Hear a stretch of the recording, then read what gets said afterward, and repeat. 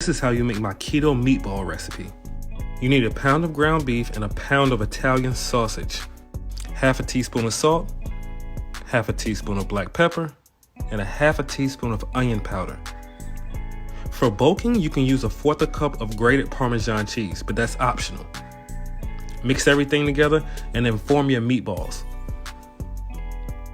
Now what you want to do is sear the meatballs. See, you want to give them a little bit of color, but you don't need to cook them all the way through. They're going to do that in the oven. Remove them from the pan, lower the heat, and then add in tomato paste and then your pizza sauce. Then on top, add the 3 cheese blend. So far, the only place I found this was in Harris Teeter, but it's essential to the recipe.